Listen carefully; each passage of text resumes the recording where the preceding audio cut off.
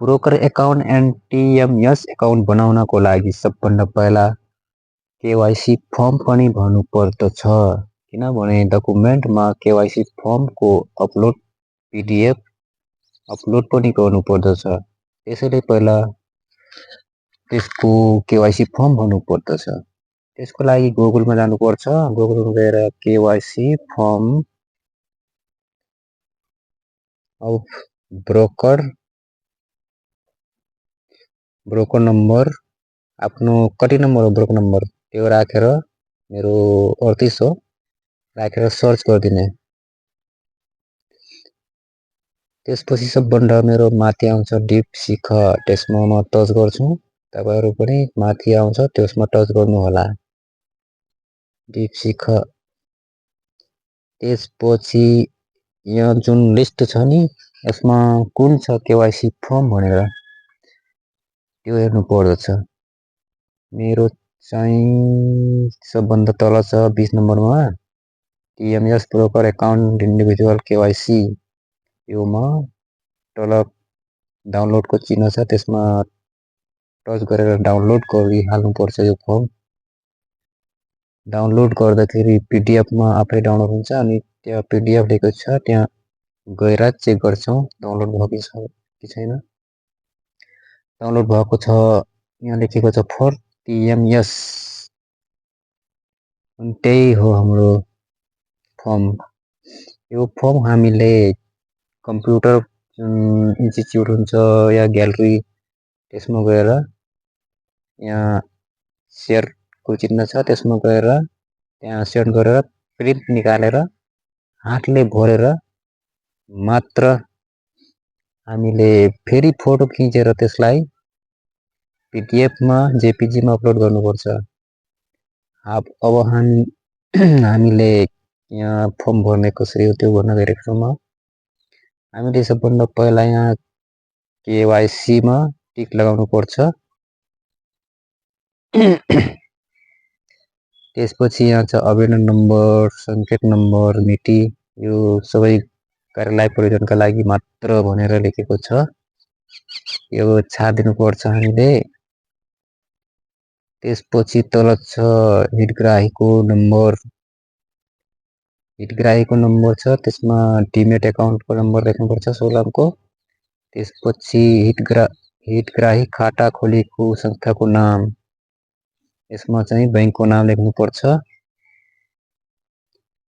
त्यसपछि तल छ निक्षेप सदस्यको नाम पत्र यहाँ लेखेको छ। त्यसपछि खाताको किसिम व्यक्तिगत लेखिदिनुपर्छ, मतलब व्यक्तिगतमा ठिक लगाउनुपर्छ। त्यसपछि यहाँ नाम छ हितग्राहीको विवरणमा नाम आफ्नो नाम लेख्नु होला। त्यसपछि नेम अफ बेनिफिसियल ओनर यहाँ आफ्नो क्यापिटल लेटरमा नाम लेख्नु होला। त्यसपछि चाहिँ यहाँ जारी मिति जन्म मिति विक्रम सम्वतमा यहाँ लेख्नु होला। त्यसपछि संवत सनमा लेख्नु होला। त्यसपछि लिङ्ग यहाँ छ पुरुष महिला विवाहित अविवाहित कुन हो त्यो अनि राष्ट्रिय नेपाली हो कि अन्य हो त्यो लेख्नुपर्छ। नेपालीमा टिक लगाउनु होला। यहाँ नागरिकता नम्बर लेख्नु होला।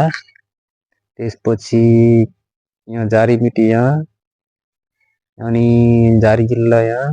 त्यसपछि राजधानी नम्बर छ कि छैन, राजधानी छ भने यहाँ भर्नु होला नत्र भर्नु हुँदैन। राजधानी छ भने राजधानी नम्बर। त्यसपछि जारी ठाउँ कुन जिल्ला हो, जारी मिति, म्याद सकिने मिति। त्यसपछि परिचय पत्रको किसिम, परिचय पत्र नम्बर। त्यसपछि जारी गर्ने किसिम, जारी मिति यो सबै भर्नु होला। अनि यहाँ तल छ पत्रचार गर्ने ठेगाना मा छ राष्ट्र कुन राष्ट्र हो त्यो। त्यसपछि पेसा जिल्ला यदि तपाईको राजधानी छ मात्र त्यो माथि भर्नु होला। तल चाहिँ पत्रचार गर्ने ठेगाना चाहिँ त्यो गर्नुपर्छ। राष्ट्र नेपाल लेख्नुपर्छ। प्रदेश कुन प्रदेश हो, 1 हो कि 2 हो कि 3 हो कि 4 हो त्यो लेख्नुपर्छ। जिल्लाकै लागि मेरो प्रोभिन्स हो 7। इथला कैलाली यहाँ छ नगरपालिका कुन हो त्यो, त्यसपछि टोल लेखेको छ कुन गाउँ हो त्यो लेख्नुपर्छ, त्यसपछि वार्ड नम्बर यहाँ 7 लेख्नुपर्छ। अनि टेलिफोन नम्बर छ भने टेलिफोन नम्बर, त्यसपछि मोबाइल नम्बर, त्यसपछि प्यान नम्बर, त्यसपछि इमेल आइडी चाहिँ एउटा फ्रेस बनाएर राख्नु होला, किनभने यो एकदम ठुलो कुरो हो, सानोतिनो कुरो होइन यो।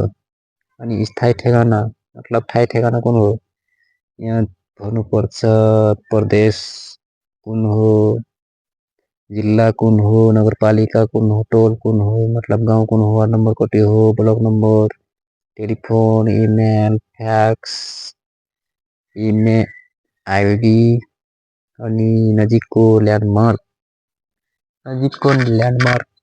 केही पनि गर्नु पर्दैन, त्यस्तै छाडिदिनु होला। म पनि त्यस्तै म तपाईहरुलाई कसरी भन्ने त्यही मात्र भनेको छु। यदि आउँदैन भने कमेन्ट गर्नु होला, म एउटा त्यसमा प्रिन्टमा लेखेर पनि देखाउन सक्छु।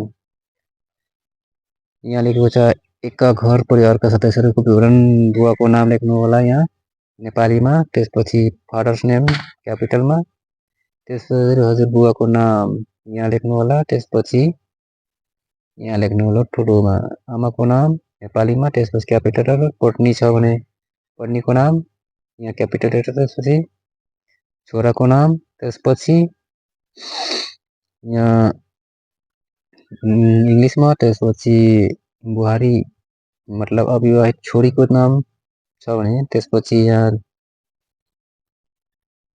क्यापिटल लेटर, त्यसपछि बुहारी छ भने बुहारीको नाम क्यापिटल लेटर, ससुराको नाम मतलब यो चाहिँ लेडिज वा वुमेनको लागि मात्र हो। त्यसपछि पेसागत विवरण, डिटेल अफ अकुपेसन भनेको छ पेसा कुन हो, यहाँ सेवा कि सरकारी हो कि के हो, आइएनजीमा कानुनी विद्यार्थी, व्यापारी के हो, म अन्यमा गर्छु। व्यापारको किसिम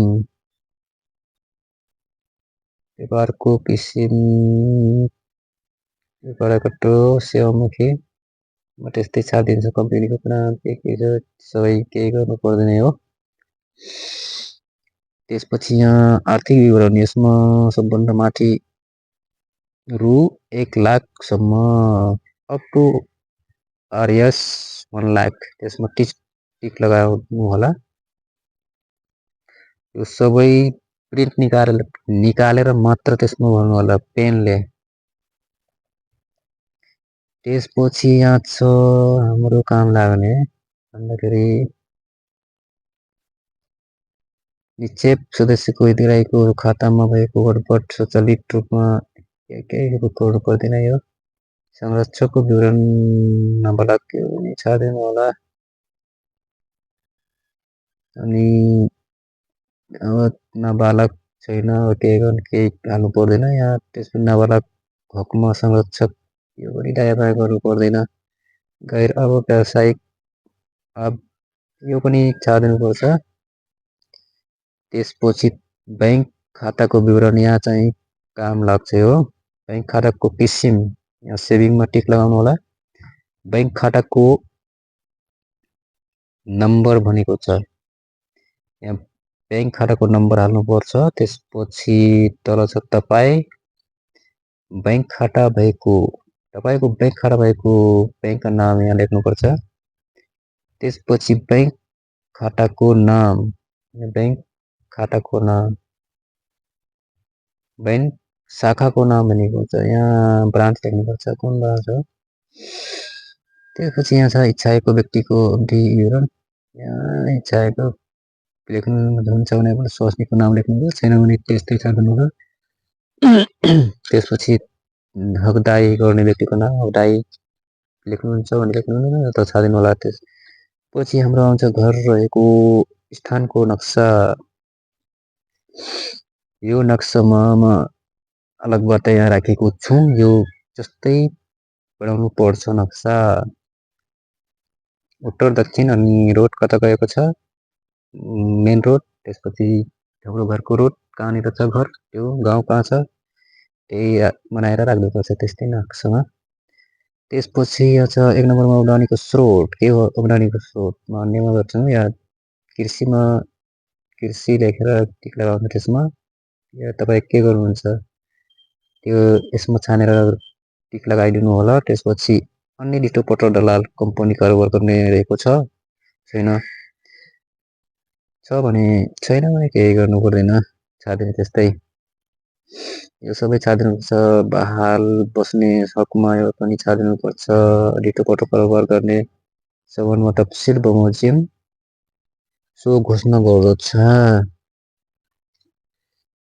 1 नम्बरसम्म हामीले धितोपत्र खरिदका लागि प्रयोग गर्ने रकम सम्पत्ति शुद्धिकरण सम्बन्ध यो चाहिँ तल काम लाग्ने छ। यहाँ आफ्नो सिग्नेचर छ नि, त्यहाँ आफ्नो सिग्नेचर गर्नु होला। त्यसपछि यता दायाँ बायाँ ल्याप्चा लगाउनु होला। अनि तलको कार्यालय परियोजनाको लागि भनेको छ। त्यसपछि दीक्षिखा धितोपत्र कारोबार कम्पनी लिमिटेड, हामीले सबभन्दा माथि ब्रान्च छ, सबभन्दा नजिकको ब्रान्च कुन हो, आफ्नो त्यो या राम्रो खाले ब्रोकर एकाउन्टको ब्रान्च होला। म लम्की मेरो हो नजिकको, म लम्की लेख्छु। अनि त्यसपछि नाम नेम, यहाँ नेम लेख्नुपर्छ आफ्नो। नेप्से क्लाइन्ट कोड यो छाडिदिनुपर्छ। मदर्स नेम लेख्नुपर्छ। पाउच भनेको स्वास्नी छ भने लेख्नु होला। एड्रेस आफ्नो एड्रेस लेख्नु होला, ठेगाना। इमेल आइडी आफ्नो इमेल आइडी के हो नयाँ त्यो सबै एउटै इमेल आइडी राख्नुपर्छ यसमा। त्यसपछि छ प्यान नम्बर छ भने त्यो राख्नु होला। ब्याङ्क नेम एन्ड ब्रान्च राख्नु होला। त्यसपछि ब्याङ्क एकाउन्ट छ, ब्याङ्क एकाउन्ट नम्बर त्यहाँ राख्नु होला। कन्ट्याक्ट नम्बर राख्नु होला। बिओआइडी डेबिट एकाउन्ट नम्बर राख्नु होला, जुन मेरो सेयरको डेबिट एकाउन्ट हो। त्यसपछि ट्रेडिङ लिमिट छाडिदिनु होला। डिपोजिटहरू सबै छाडिदिनु होला तलतिर। त्यसपछि अर्को पेज आउँछ हाम्रो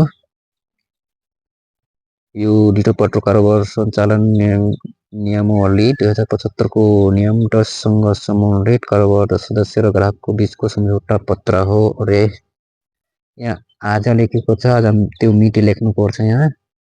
त्यसपछि यहाँ बार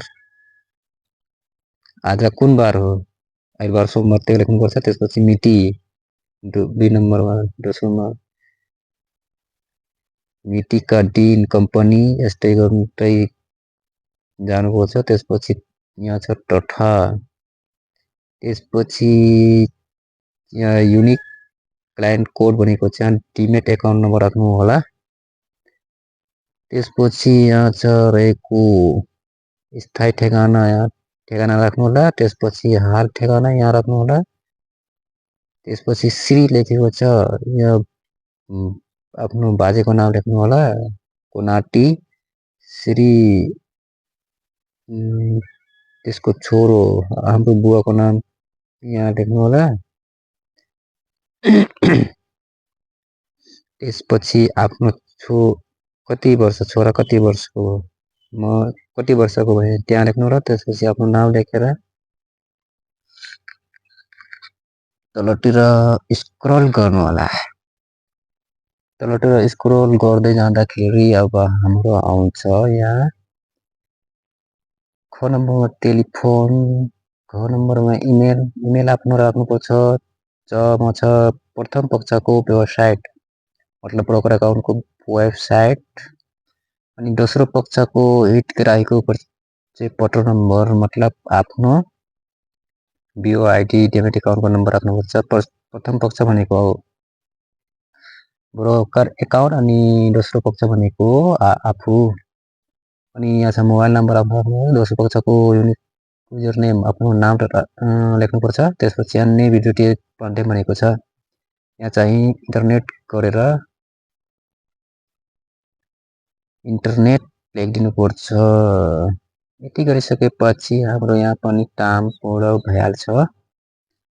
यति गरिसकेपछि अब हामी तलतिर जान्छौँ। के छ तल हेरौँ। यहाँ छ दोस्रो पक्ष आफू, पहिलो पक्ष भनेको ब्रोकर एकाउन्ट हो। दोस्रो पक्षको नाम, व्यक्तिको नाम, आफ्नो नाम राख्नुपर्छ सुरुदेखि लास्टको नाम, त्यसपछि दरखास्त, त्यसपछि दायाँ बायाँ। यति गरिसकेपछि हाम्रो पुरा केवाइसी फर्म पुरा भयो र एकवटाको फोटो खिचेर PDF बनाएर हामीले अपलोड गर्नुपर्छ। हस् त, धन्यवाद।